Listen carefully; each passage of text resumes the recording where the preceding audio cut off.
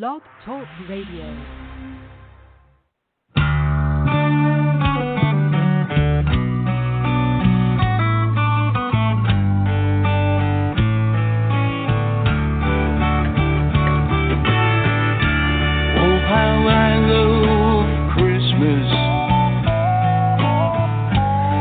My favorite time of year. Santa Claus, the elves, and the reindeer are ready for the trip of good cheer. They're gonna share some toys with good girls and boys. Santa Claus comes each and every year.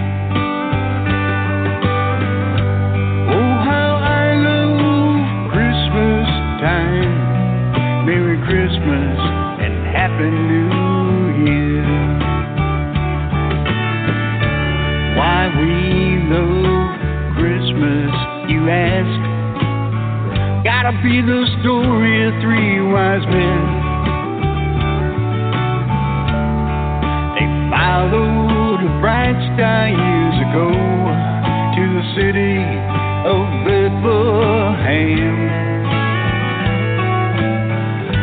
Came upon the stable where baby Jesus lay, the Savior to all men. That's why we all love Christmas time. Merry Christmas to the great I am. The cold winds may blow, yeah, and it may snow. If Jack Frost anywhere near, the trees are decorated from the bottom to the top with an angel way up there.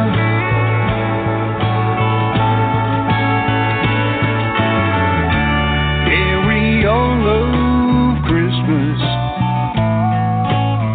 There's magic in the air. On the street greet each other happily, while others help those in despair. Streets are lined with decorations. There's goodwill, charity everywhere. That's why we all love Christmas time. Merry Christmas and Happy New Year. Everybody say Merry Christmas and Happy New Year.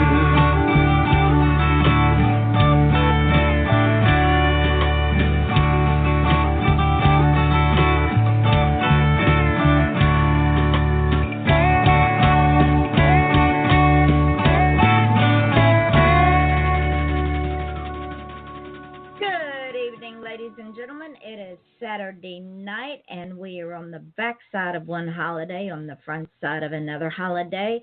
That song is an original song written by a friend of mine his name is Daniel Paul. You can check him out on iTunes and YouTube, and I'm sure Reverb Nation. Look him up on Facebook.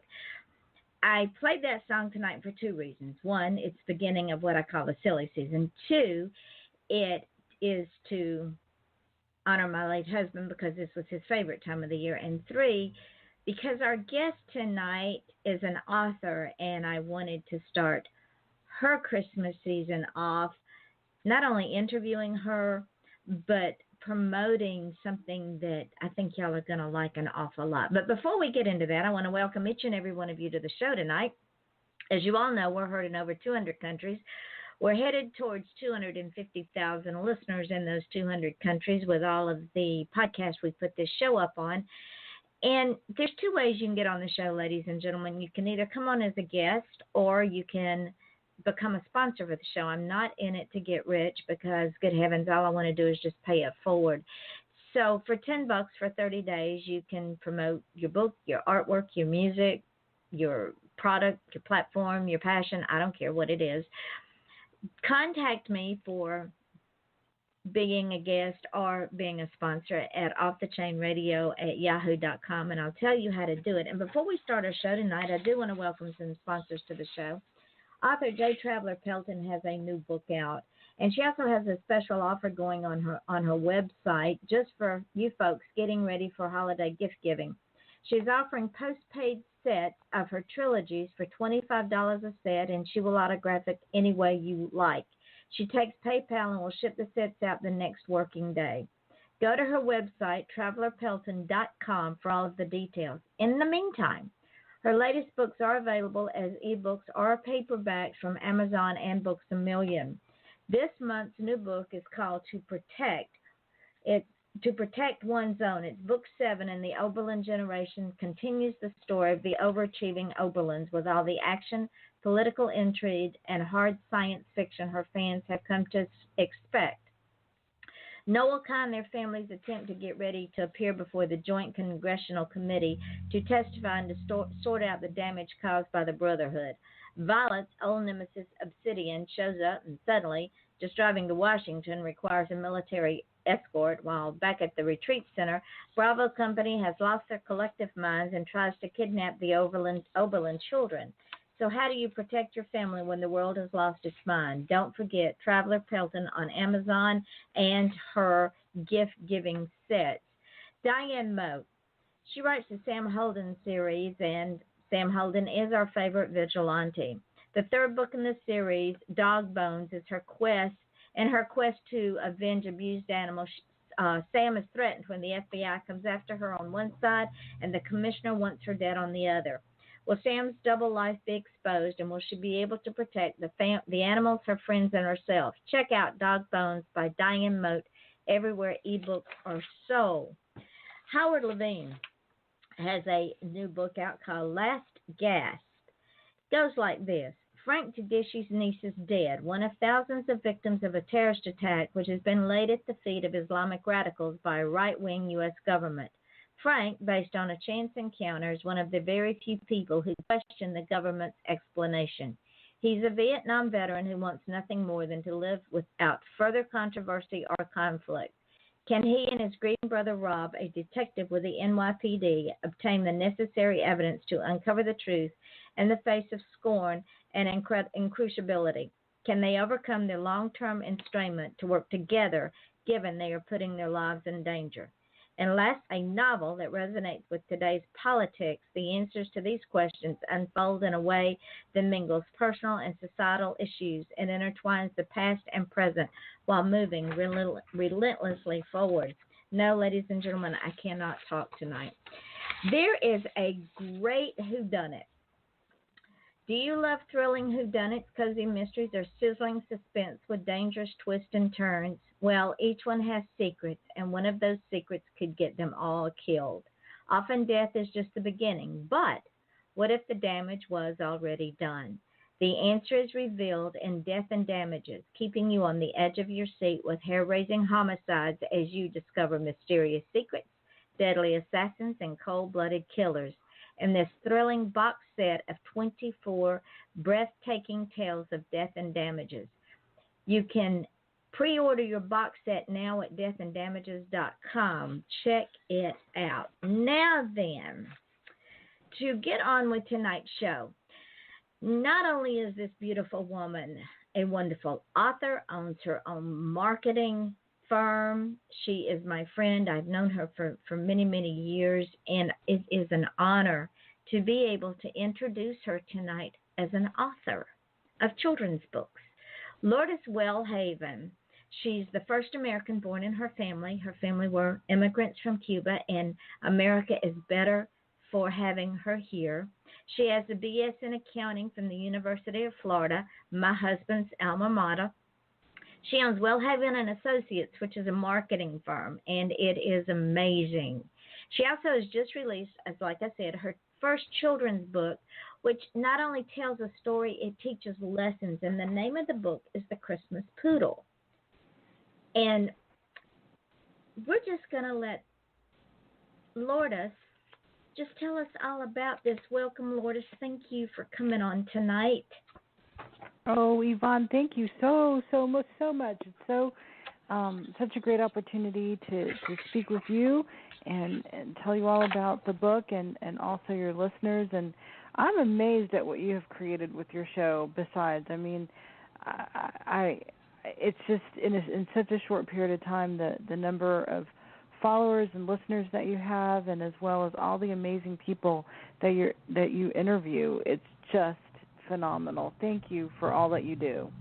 Well, thank you, darling. You and I've talked about this. This was something that I knew I was going to have to do when Jack was failing. It's a way to keep me out there. And once again, God takes care of fools and children. I'm not sure which one of those I am, probably both. But it just took on its own life form. I have people contact me all the time that want to be on the show that I don't know where they found out about me. That's awesome. That's awesome. Well deserved. You've worked very hard for it. Well deserved. Well, so have you. Now, first off, you, amongst all of your many other jobs that you do, because I know that the marketing firm is almost a 24/7 job, because your marketing firm is just blown up. It's amazing what it's done. And then to help your sister with her books, and then to write this cute little book, where did you find time to do it? Well, it took a while. I'll be honest with you. It took me a while. This was an idea that I've had for many years. The idea just kind of came to me. It's a blending of many things. The main character in the story is a boy named Thomas. He has juvenile rheumatoid arthritis, and I have rheumatoid arthritis. I was diagnosed at age 23, so that was something that I knew about. And Thomas in the book falls in love with his dog. Happens to be his service dog, but that doesn't happen right off the bat. He kind of resists that. And his dog is a poodle mix. My dog is a poodle mix, although my dog is little. His dog is a big standard poodle. But all of these ideas of, okay, rheumatoid and dog, and the fact that these poodle mixes look like sheep, and all of that came together in my head as, I don't even know how, just one big idea for the Christmas poodle. And it's a chapter book for kids probably age 8 to 12, in that range. And so it's really not that long. It should not have taken me that long to get it on paper. But yes, with busyness, but beyond that, just the whole kind of, you have to let the ideas percolate, you know? And I just had like this vision of the final message of what it all meant, but the putting it together, it came in pieces. And then finally, after frankly missing several years of Christmases and sitting on this idea, I said to myself, this is stupid. Like, let me just get this done.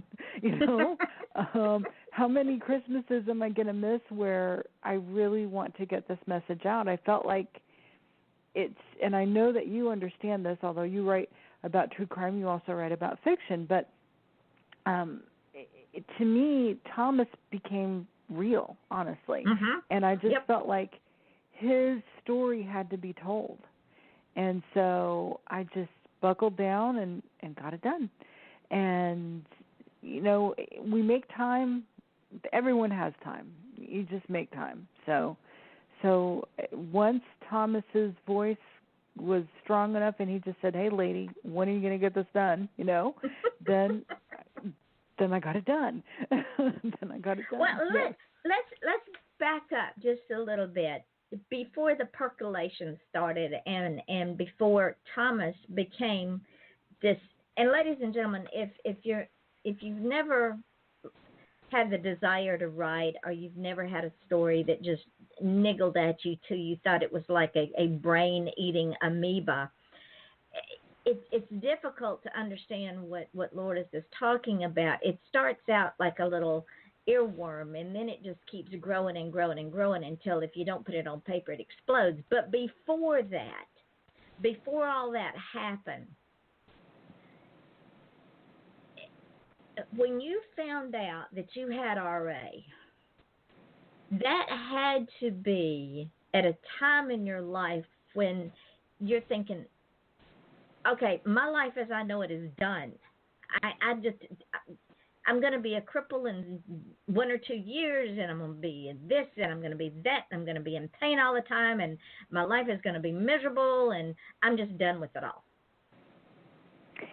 There was a measure of that for sure, because the rheumatoid arthritis, people hear arthritis and they think, the normal aches and pains, and that is true. There is the arthritis that is the normal aches and pains of wear and tear and aging. Rheumatoid arthritis is not that. Rheumatoid arthritis can happen to young and old, and very, very young, like the character in the book, very young, or myself at the time when I was diagnosed at age 23, which, looking back on that now, it seems very young, And so it's your body attacking itself for some unknown reason. Your body's own immune system attacking its own joints, and it came on very strong and very suddenly, and seemingly out of the blue. Looking back on it now, I know I was working full time, I was getting a master's degree, and my grandfather had just passed. My dad was diagnosed with terminal cancer. All of this happened all at once, and it was just too much, and I literally broke. My grandfather was also my father. I had two fathers. I had my father, and I had my grandfather. They were both, wonderful. So the passing of my grandfather was huge, and leading up to that, as I know that you have been through, Yvonne, with your husband, all of those months leading up to the inevitable is very tough and takes a toll on you. And I literally broke. So looking back on it, I think the shock of that all at such a young age especially was what precipitated that. But being told by my doctor that you have an incurable disease, but one that is controllable, but nevertheless at 23, with no one else in the room but me and the doctor, was very tough. I, however, was lucky.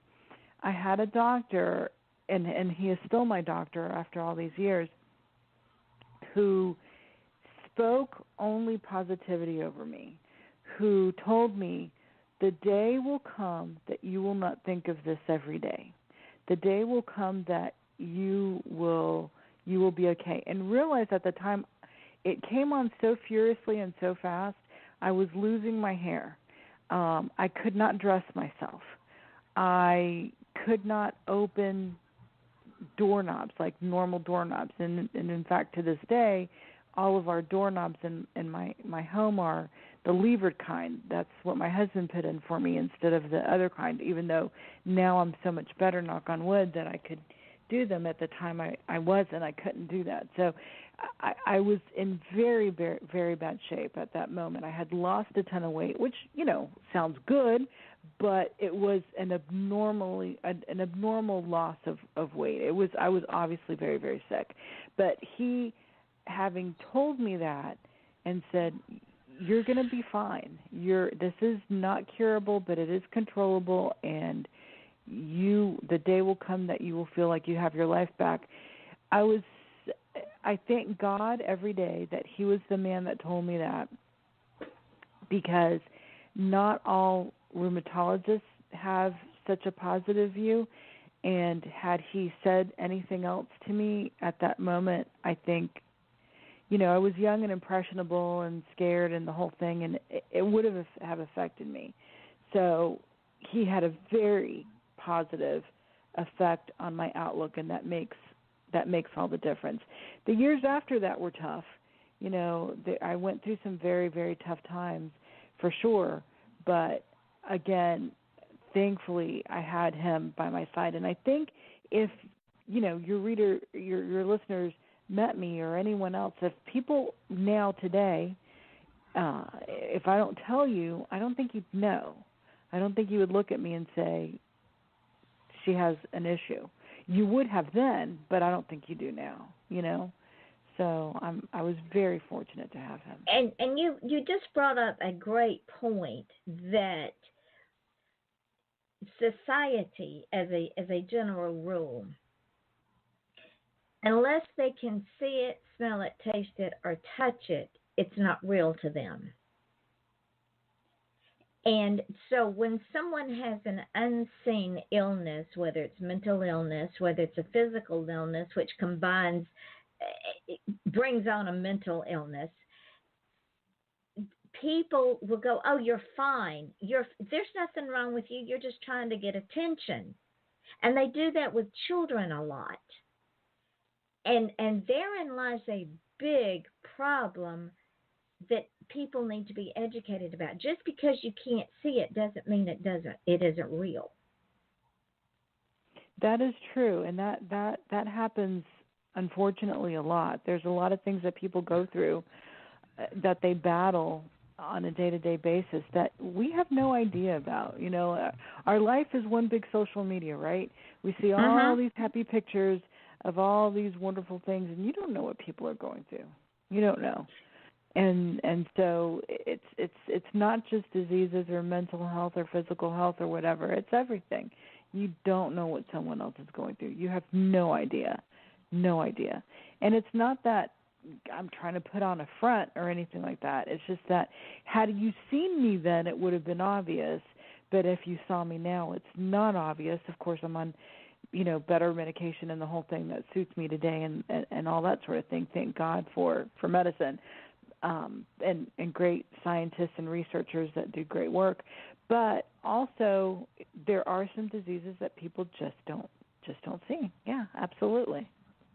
And sadly, children can be permanently emotionally damaged because of other children not understanding. Little Johnny can't run and jump and play because little Johnny's got RA or asthma or something else. And instead of embracing that child and making them a friend and encouraging them, they either bully them, ignore them, or just simply forget they exist.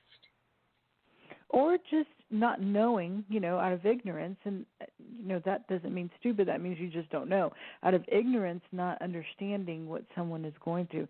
In the book, The Christmas Poodle, Thomas is not bullied or teased or anything by his friends. I didn't want to go that route, and I didn't want to do that. Thomas had enough battle within his own self to face. And I guess, in a way, Thomas and I share that, that feeling of I'm not good enough or I'm not whole enough or I don't want to be pitied. I don't want to stand out as someone who can't. I don't want to be thought of as someone who is incapable. And I think anyone who battles something chronic goes through that. Anyone. And that is definitely a lot of those feelings that I get because they are feelings that I've had and worked through, and frankly still am working through. I don't think you ever completely get through it if you deal with something on a chronic basis. But so a lot of it, in one scene, one of his PE teacher congratulated him on being able to walk the mile that day in class so much better, and said, yeah, you need to keep working those legs. And Thomas felt kind of weird about that because he was like, he just doesn't get it. It's not like that I don't try. I try. It's that I just can't. And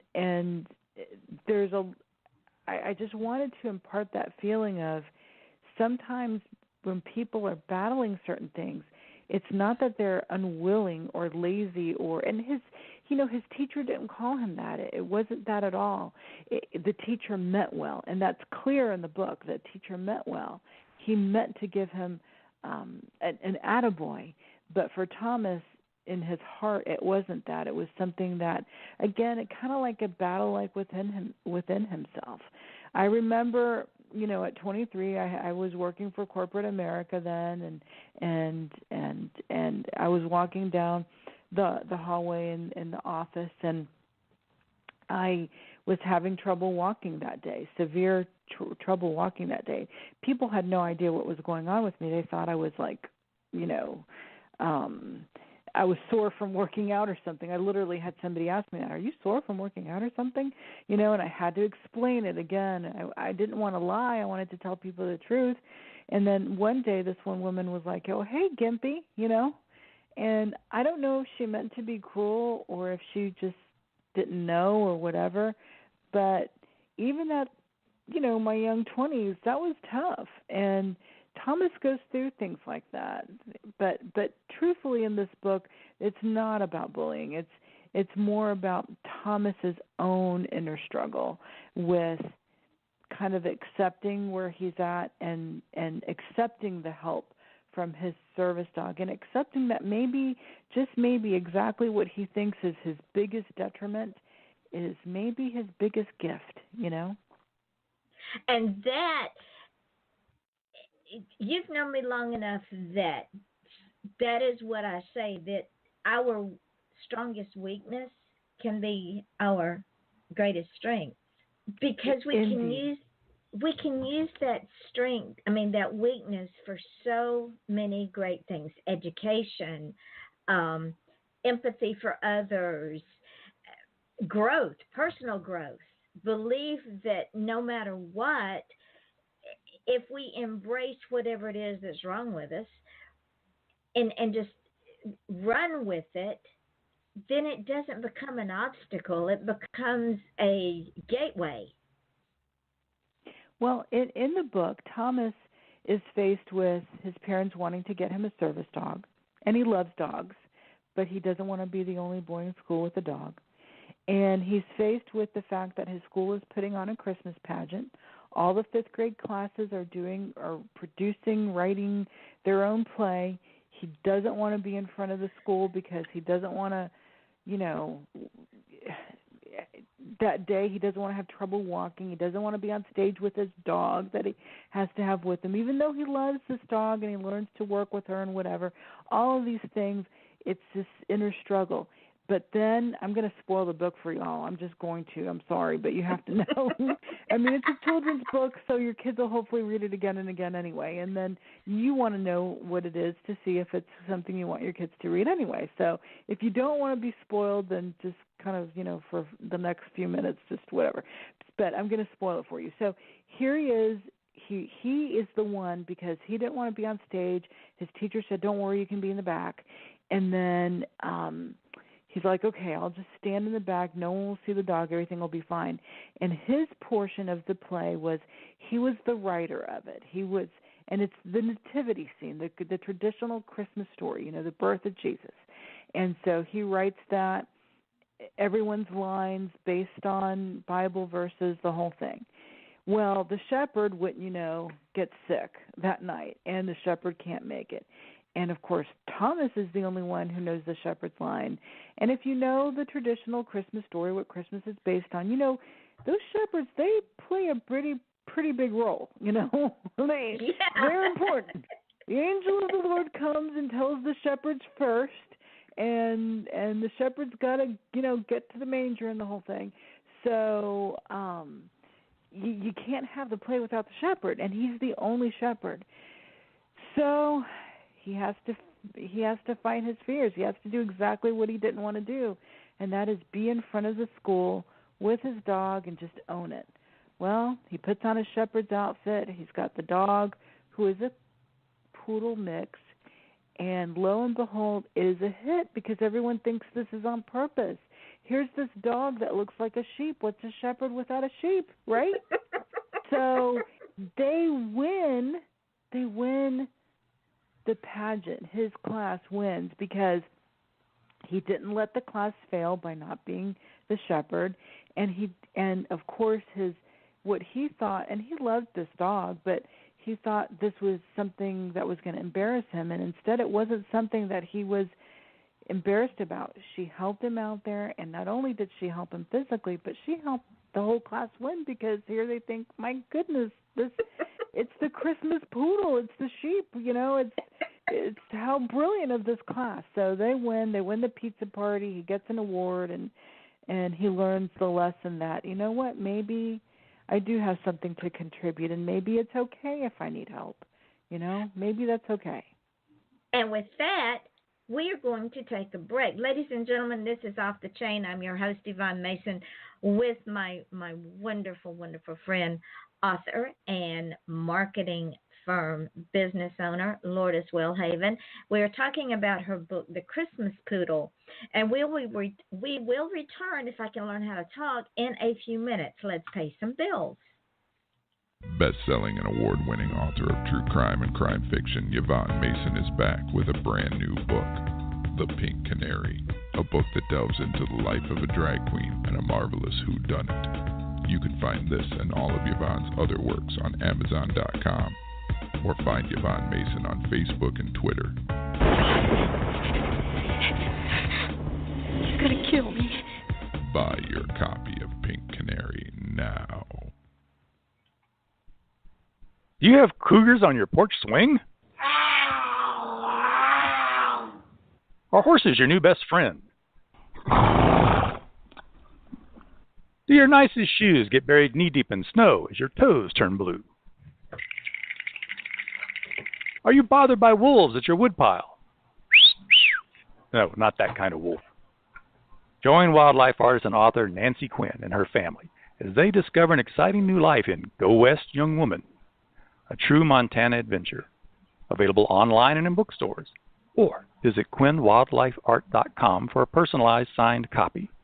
Critics agree, it's a hoot.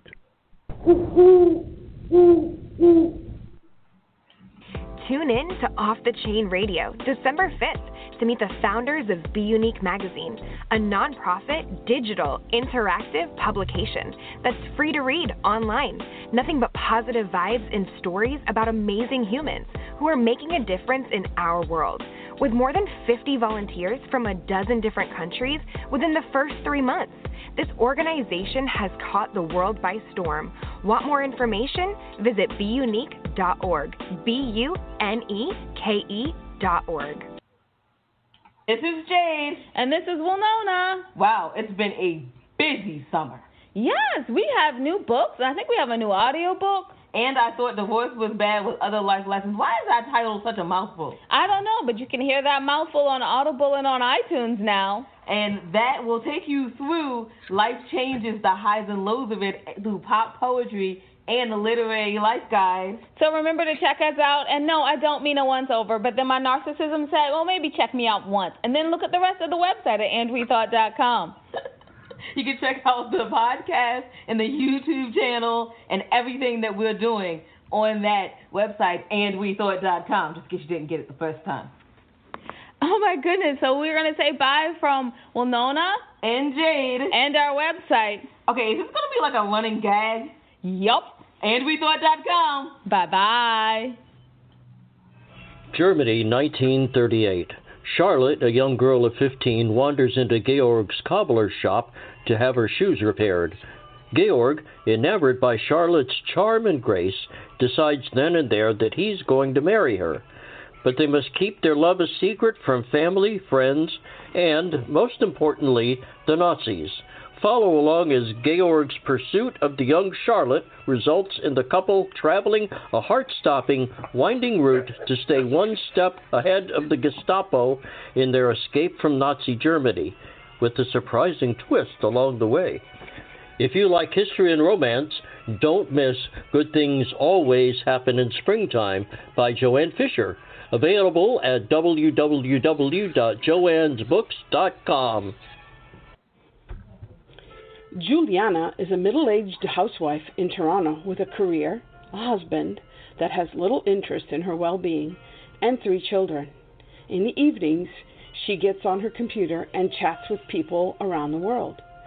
When she gets involved with Aaron and Bobby, her life becomes a pinball, bouncing around her husband, her job, her children, and her 2 online friends. She's bewitched by the romantic poetry of Aaron, but the honesty and kindness of Bobby bring her all the way to California. Watch for the ironic twist of fate that takes her in a direction she never expected. If you like spicy romances, don't miss With All of Me by Joanne Fisher, available at www.joannesbooks.com. Fiore is a young Italian woman engaged to be married, but her plans are interrupted by a charismatic Sebastian, a handsome middle-aged Spanish businessman. Her beauty strikes him like a thunderbolt sent by the goddess Venus herself. When she's given a peculiar gift, a Spanish doll, she's thrown into a whirlwind of entangled passion, money, secrets, and love.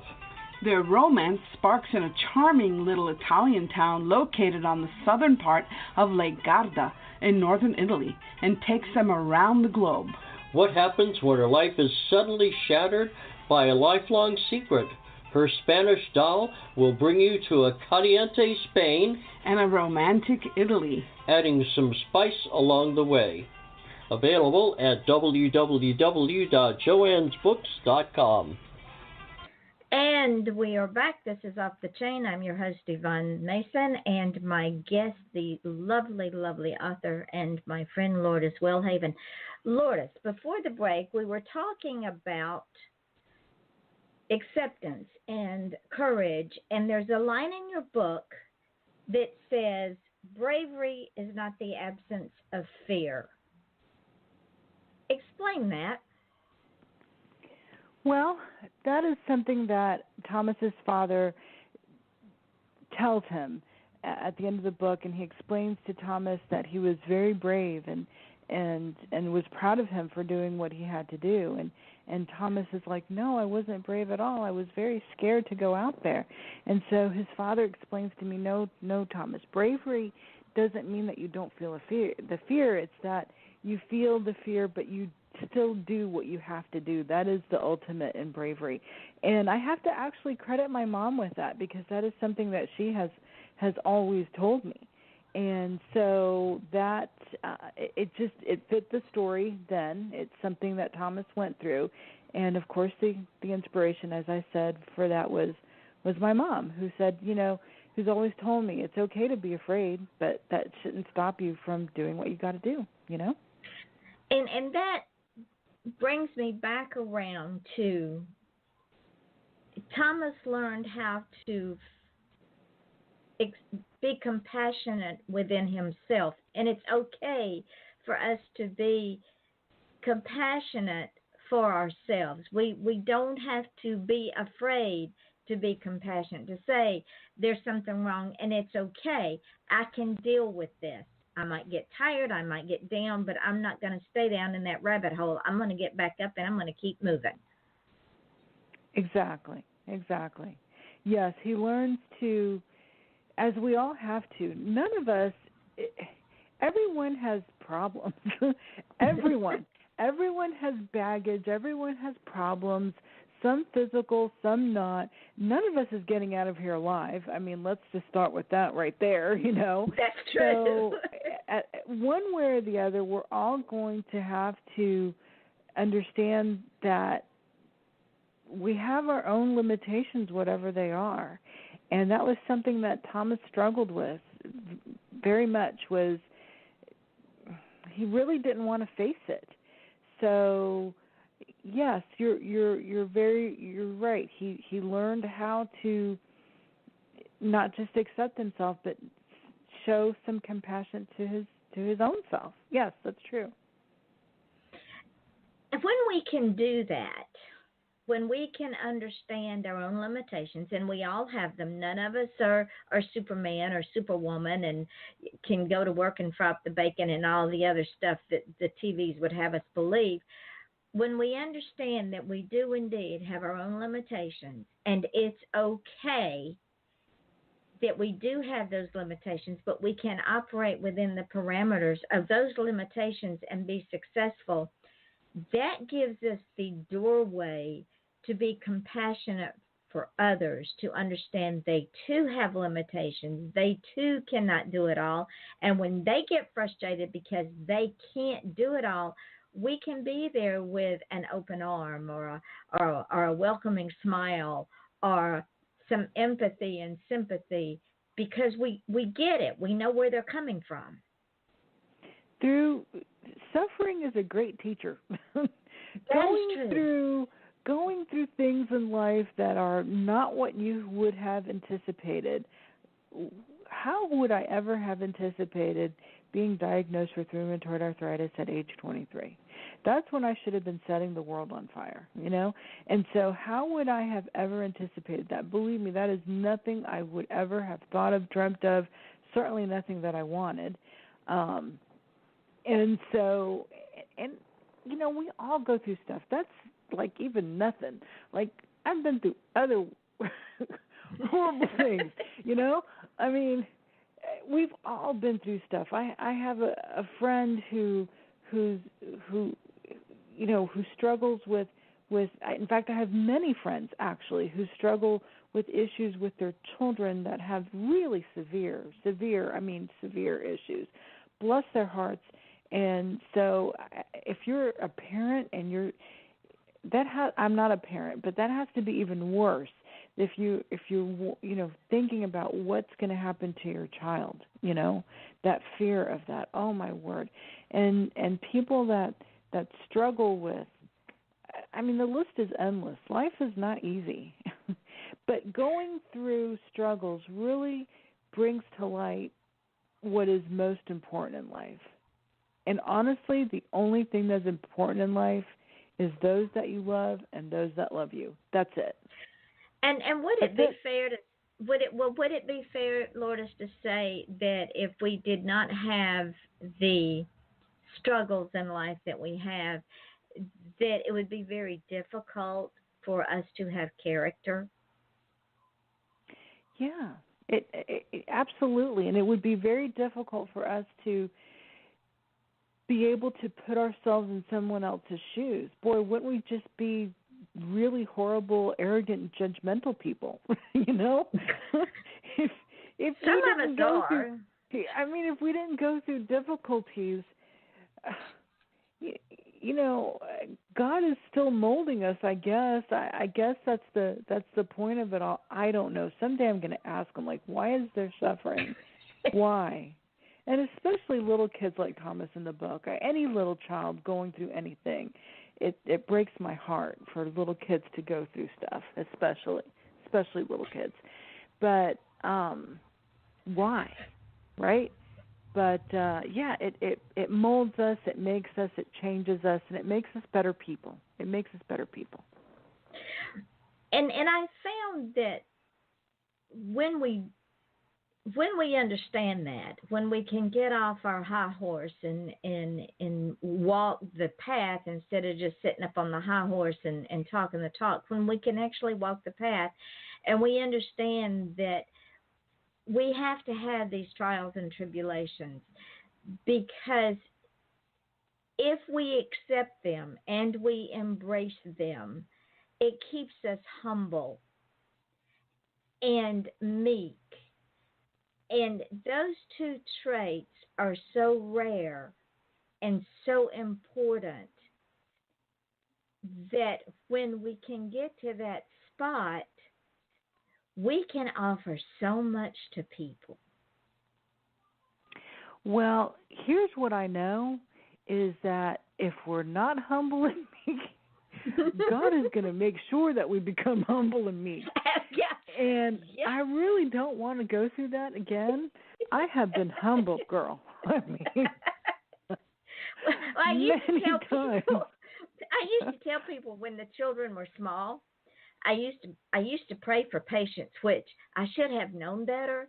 I prayed for patience. So you know what God did? He sent trials and tribulations. I quit praying for patience. I just prayed for strength. Yeah, you got to choose the right one, right? You got to choose the right prayer. So I didn't pray for my patience word. anymore. I got tired of the trials and tribulations. But maybe, and let's just take this a step further. We all know that children are the most innocent creature on the earth. They're pure, they're innocent. When they are given these journeys to take, it enhances their humbleness, their meekness, their acceptance. And we as adults, if we're smart enough, we learn from children. They know better than we do, right? And I think yes. a lot of times they take things in stride much more than adults do. And, at age 23, I'm not sure I took it in stride as well as Thomas did. That's for sure. I certainly fought against it very hard. And eventually, fighting is good. I'm not dissing fighting. You got to fight. You got to be your own health advocate. You've got to be your own advocate in everything else also. But certainly learning the lesson and just kind of going with it. Children are just better at that than adults. It is their innocence and their, I guess, just their pure nature that we as adults have lost through life, I suppose, and just trying to be cool or something. I don't know what's wrong with people. We want to fix everything, and we can't. And what I used to tell Jack when we got the last diagnosis, I said, look, this is the hand we are dealt.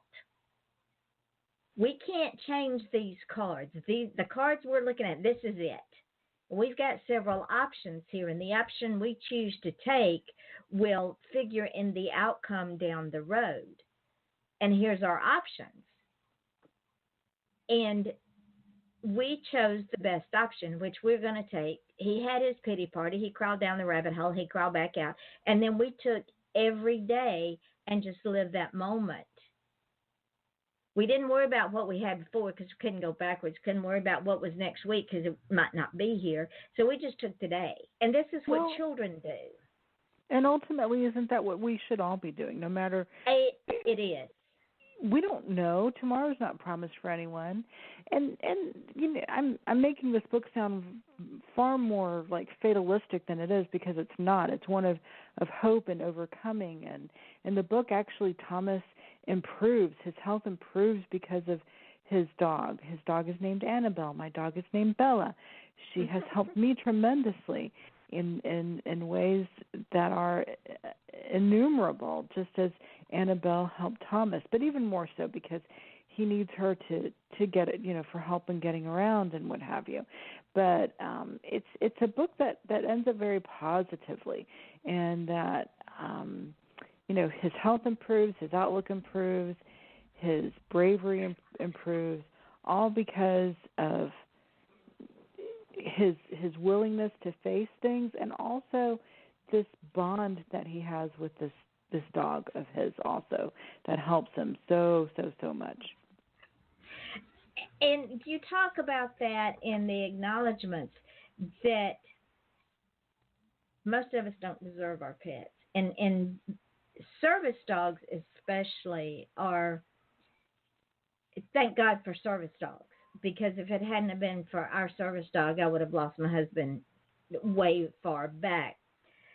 And what people don't understand about service dogs is when they are in harness, they're not pets. They're working, and they know they're working. And Annabella knew she was working in the book when she was on stage with Thomas. That helped give him the courage he needed, I can't talk, to have self-confidence to get through the play. Exactly. She helped him walk out there. She leaned on him. She gave him the confidence to do what he had to do. She was his strength when he didn't have it. And whether your dog is a service dog or not, or any pet that you have, I think especially service dogs, of course, that are trained, but even if you just have a pet, boy, our pets, they know when we've had a bad day. Oh, yeah. And they're the first to come in and wag their tails and kiss us and sit on us and do silly things and Cuff make us head. feel better, ground us, and yeah, they don't have to be a specially trained service dog. I think all animals, all of our pets, they're angels, honestly. They're angels on earth. They're just so incredibly helpful. I have, of course, such a soft spot in my heart for dogs in particular because I love them so much. But all animals are like that. Some people prefer horses. Some people prefer ferrets. Some people prefer rabbits, whatever. But I think we get so much, not just from nature, but even the nature that we have inside our house as our pets. They're innocent, they're loving, they accept us for who we are, you know. They don't judge us. They just want to be helpful and be with you and love you. How awesome is that? Not very often at all. Now, I'm switching gears because we're going to run out of time, and I want to bring this up. You talk about the Road Back Foundation. Tell the audience a little bit about this foundation. You can find it at roadback.org, ROADBACK.org. The Road Back Foundation furthers the work of a rheumatologist and scientist from, the 1900s basically, that treated people with rheumatic diseases with tetracyclines, which is an antibiotic. Tetracycline, doxycycline, minocycline, but basically he treated patients with antibiotics, mostly tetracycline, because that's all he had available to him. And his theory is one that is controversial in the field of rheumatology. The tetracyclines, primarily now minocycline is used, is considered what they call a disease-modifying anti-rheumatic drug. That means it is a medicine that can control the progression of the disease, potentially put someone in remission. And there's many disease-modifying anti-rheumatic drugs. And what happened was I was getting worse and worse and worse and worse and worse. And my doctor wanted to put me on what I call the big guns. And before I did that, I decided that I really needed to do my own research, as much as I love this doctor, do my own research, and I wanted to see what the side effects were with every medicine and not just take something that somebody said for, as gospel, because I'm bullheaded that way. No, I understand perfectly. And so I found the Road Back Foundation talking about the tetracyclines, and I remembered as a teenager I took tetracycline for acne, and I tolerated it well. It dealt with my acne. It's a very benign drug. One of the things I found out from researching online is that, it may not work for everyone, as no medicine will. But then I saw an article in Women's Day about the head of rheumatology at Harvard, how he was treating Kathleen Turner, the actress, with minocycline, along with other medications, but with minocycline, and treating also patients with other rheumatic diseases with minocycline. And I decided that I needed to see him, that if he was treating Kathleen Turner, that I needed to see him too. So I kind of stalked the man. And I called Harvard, and I made an appointment, and we flew up there, my husband and I, and he looked at all my records and looked at me and said, yeah, you're the perfect candidate. Let's give it a try.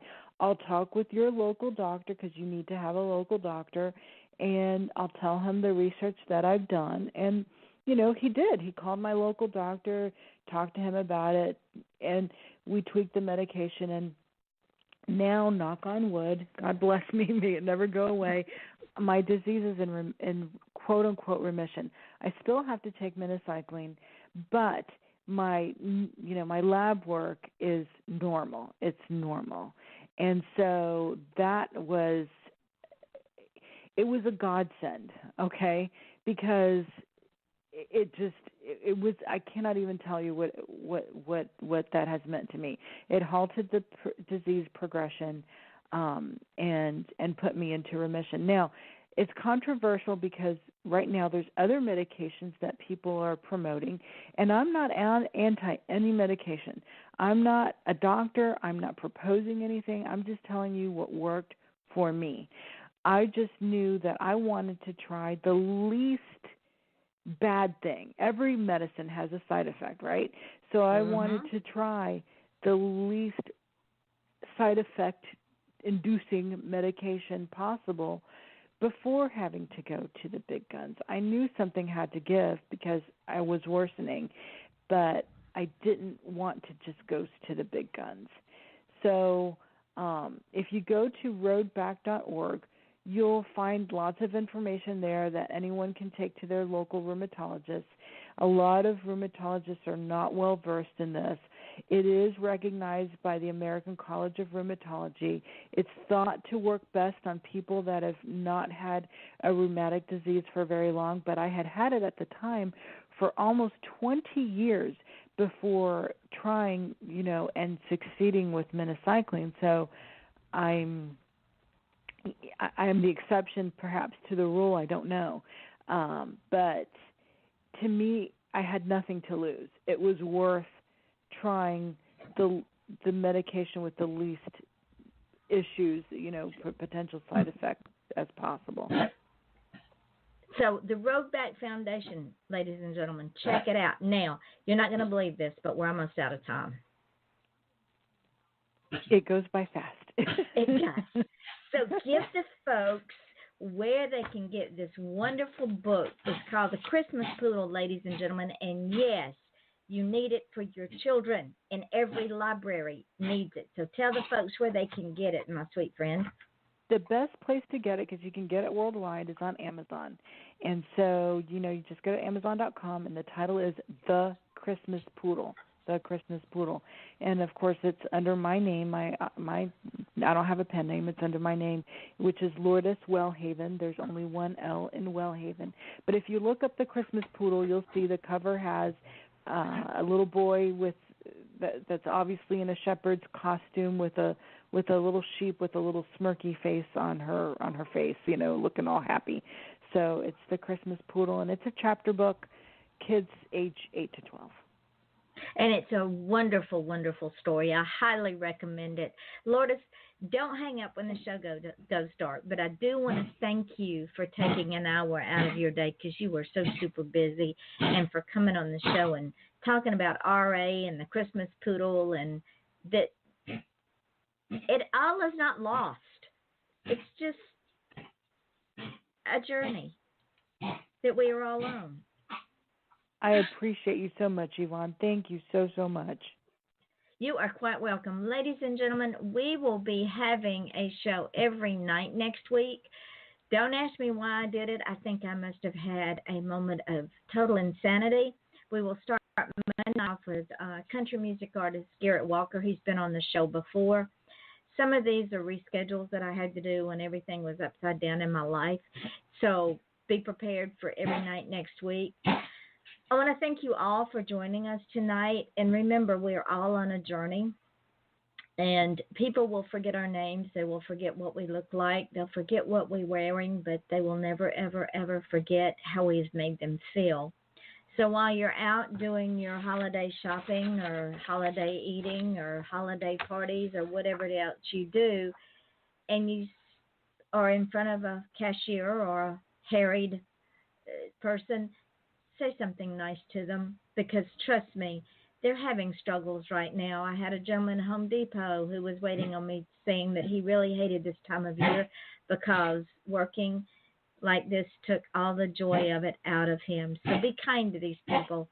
Be kind on the roadways. We're having too many people killed on the roadways because people are in such a hurry. Just be kind to each other. It doesn't cost anything. Also, if you want to be great, don't ask anybody's permission, because they're not going to give it to you. You're already great. Just go out and do great things. Teach your children how to be great. All children are our future, whether they're unique or not. They all have a purpose, and they all will do great things if we let them reach their potential. Get Lourdes' book. Read it to your children. Read it to your little ones, because they will understand it better than you think. Be kind to one another. Be patient with one another. Be tolerant of one another, because life is just a vapor, and it only goes around once. So until next Monday, actually day after tomorrow, we will start a new week. Like I said, it's going to be a full week of folks, so if you want to join us, I want to thank you all once again for joining us. I want to thank Lourdes for joining me and for talking about this cute little book, The Christmas Poodle. Go and get it after the show. Don't go yet. but we're going to get ready to sign off. I am your host, Yvonne Mason. This is Off the Chain, and I want to wish you all a very good evening. Thank you for taking the time to join us. Till Monday night, we say good night.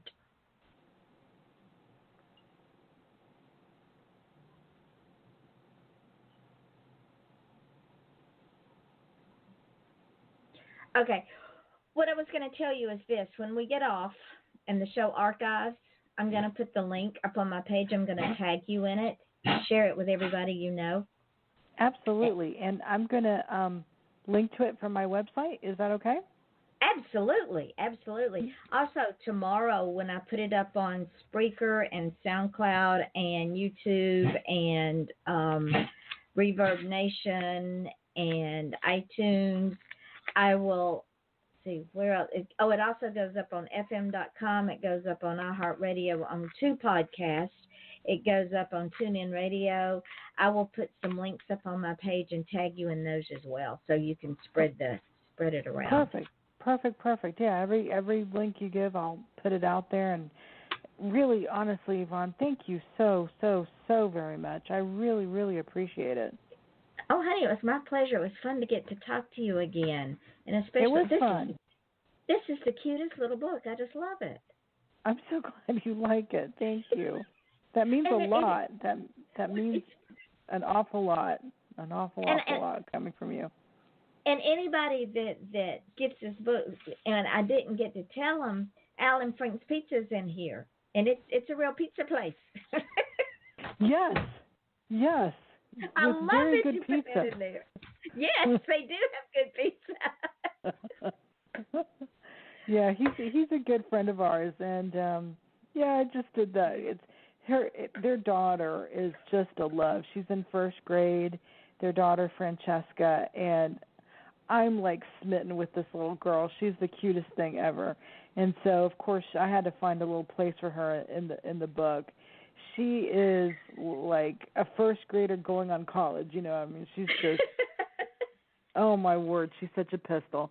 Well, she's precious in the book. She's absolutely a little doll in the book. I'm going to tell you, you did good. You did real good. Oh, well, thank you. So what's your next picture?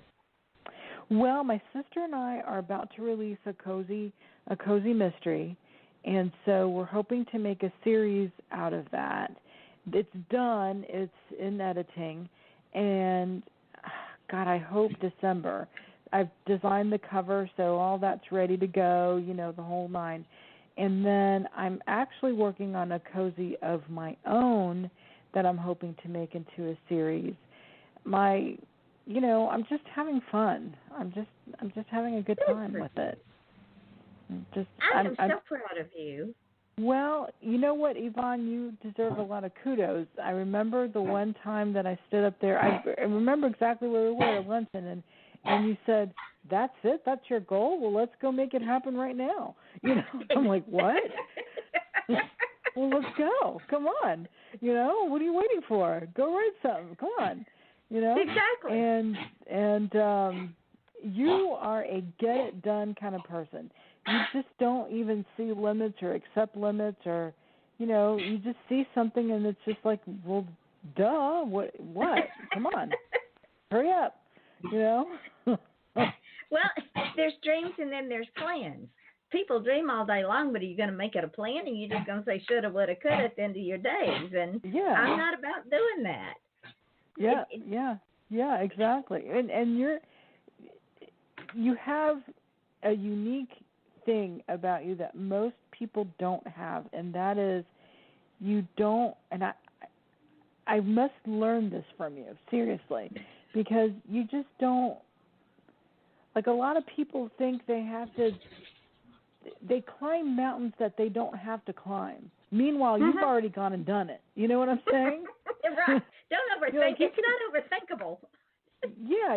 You don't ever. You just like do it. Like they're back there climbing a mountain that they don't have to climb for some bizarro reason that they think they have to climb. Meanwhile, you're already gone and on to the next thing because that's done and it's over with. You know. Moving on. Yeah, it's just kind of amazing. So that's a gift. What people do is, and I find this with the Florida Senate, they put all this stuff out there and then they overthink it. I say, look, you don't overthink it. Here's the plan. I've already got the plan. It's done. Now let's just go execute it. And they go, but we have to. I said, no, we don't have to do anything. Just go execute it and shut up about it. Yep. Just do it. Just do A, then B, then C, then D, and just do it. Just do it. Yeah. Like, why are you hesitating? Most of them are afraid. Most of them are afraid of their own shadow, and I find this in a lot of things. Most people are afraid to take that leap of faith because they're afraid of failure. They have already failed because they didn't try it. Yeah, and then there's the fear of judgment. You know, my mom is very proud and very. She's like you, you know, like just get it done kind of thing, and she's very and Thor's very proud and my sister. So, you know, my family is all very like, well, yeah, just do it, you know. Whereas this was interestingly a topic of conversation with sorry, Thor just got home into Bella's barking. This was a topic of conversation with my sister-in-laws who think that there has to be some anointing from the Queen of England in order to, you know what I'm saying? To write a book. We are our own queen. We don't need anybody's approval, and that comes from years of self-doubt that I lived with, and I watched my brother who is fearless, and I thought, here is a man who has society against him, basically, because he's retarded and he's fearless. I have half a brain and I am fearful. What is wrong with this picture? Chatting. It's over. Hold on for me just a second. We're just chatting. Okay. The show's over. It's all cool. Okay. Thor was tiptoeing in. Poor little guy. No, that's fine. And tell him it'll show up in the archive part of the show, but that's okay. The people that listen to the archives get to hear all these wonderful outtakes that we're talking about. Oh, I didn't know that. Oh, my word. You're going to take out the part that I said about my sister-in-laws, didn't you? No. We can't take Oh, God. It's okay. I can't share it with anyone. Yes, you can. No, I can't. No, I can't. Oh, Lord, girl. No, because I've had the same thing. I've had people say, well, you can't do this because. And I look at them and go, yes, I can. I don't need anyone's approval. Yeah. And it's okay that people that don't understand it, that they say those things. It's okay. Yeah. Yeah. Because they don't understand that we just do because we can. Right. So is all this part of the podcast then? Yeah. All this will be in the archive. Yeah. All this will be in the archive. It'll be okay. Trust me, it'll be okay. It's okay. I'm not sharing it then, my friend. It'll be fine. I will be fine. Oh, Lord. All right. It will be Getting fine. in trouble. No. Because you know what? People will learn things. This is the most fun part of the show because people get to learn things.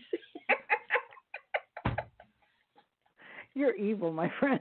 Me evil? No. Yes. But, you're evil. But yes, you're evil. Okay, maybe a little. Just a tad. Yeah. But I'm so much fun and I'm so cute at it. Yes, you are. God bless you.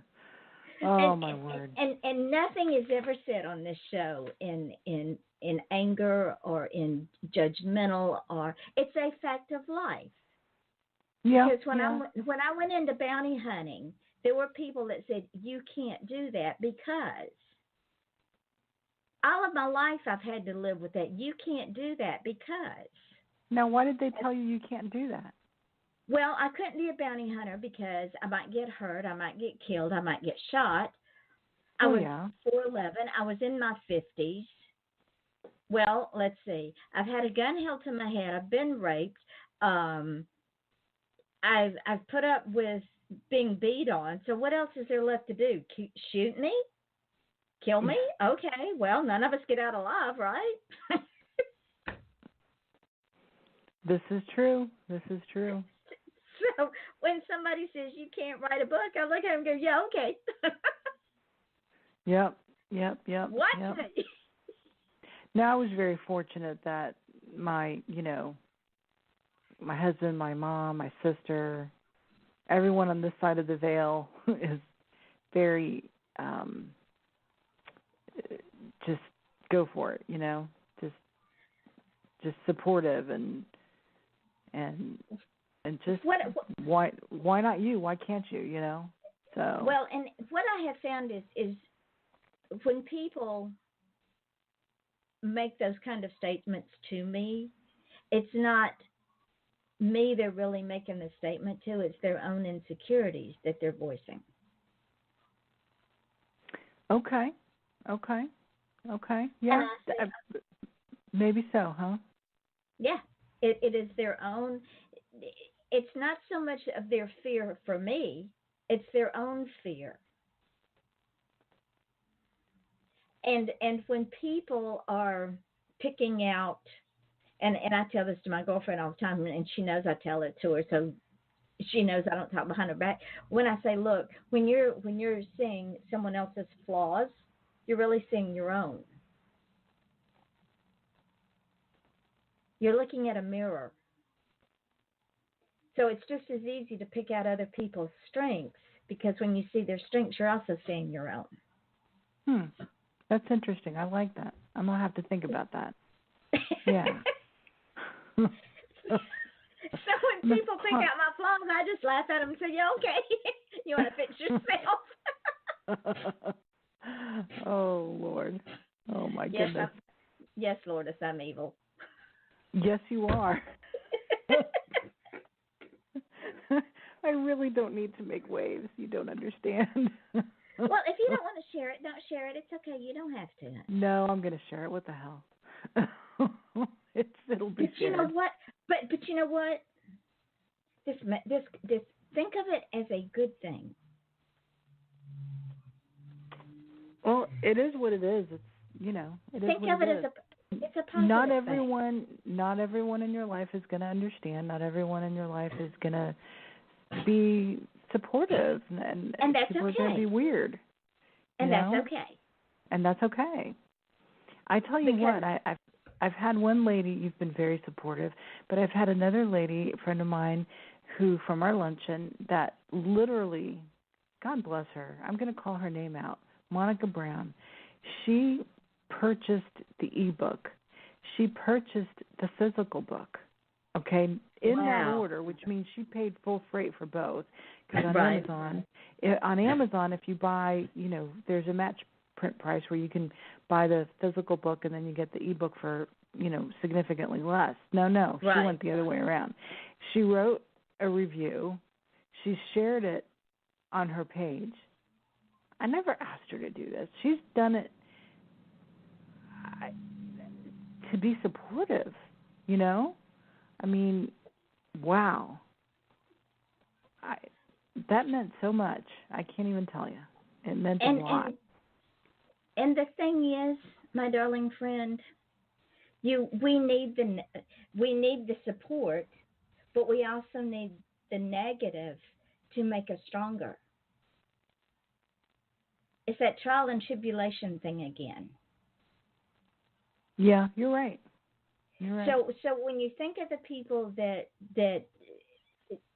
for whatever reason can't, won't, or don't, it's really not a negative, because you're going to flip it around and you're going to use it to your advantage to make you stronger, to make you better at the craft, and to make you produce. It's a motivation thing. You're right. So it's okay. It's all part of the fun, right?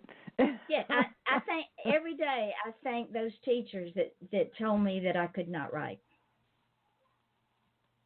From the time I was and from the time I was in grammar school until the year I graduated, my teachers told me I could not write. And because of one of your books, Investigation Discovery called you because Twice. of one of your books. Twice, yes, indeed. Plus, a production company from France and a production company from England and Wales. So I've been on 2 international TV shows. So, Plus, yeah. investigation. But I can't write.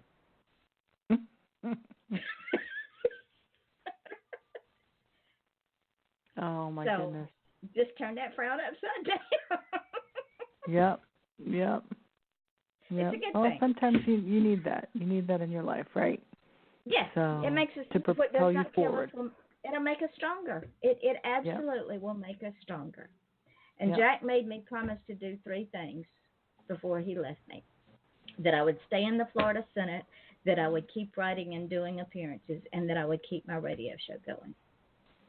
Well, good. And you're doing that. And that's important. Yes. It feeds you and your soul, and it's important. So I do that. It's hard, but I do that. And it's because I have you, my friend, and others who say, Vaughn, get up off the couch. Go and do. And you are. Good for you. Yeah. Good for you. So I'm going to let you go and spend some time with your handsome husband and tell him thank you for sharing you with me tonight. I appreciate it. Oh, thank you for the opportunity. Thank you so much. And we got to get back together and do lunch again. Let's do it. You tell me when you're ready. Okay, and you got to come back on the show because we have to talk about the cozy mysteries and the series and all that good stuff. And let me know. Those are very light. There's no major meaning in those. It's just fun. Just mindless reading. It's just it's just fun. The one that my sister and I are releasing, it's very action packed. It's a cozy, but it's very action packed. The characters are very diverse, and which is not usual for a cozy mystery.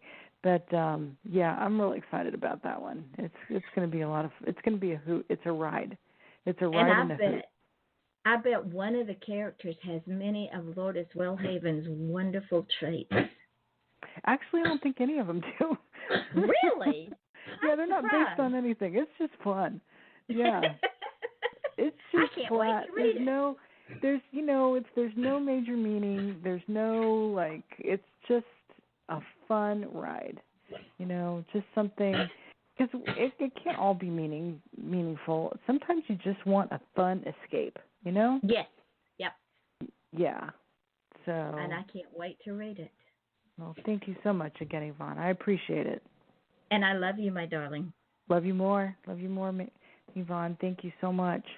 You're welcome, and I will talk to you later. Go and enjoy the rest of your evening. Yes, ma'am. Give Riley a big hug for me, okay? I will, sweetheart. Talk to you later. Bye-bye. Okay, bye-bye.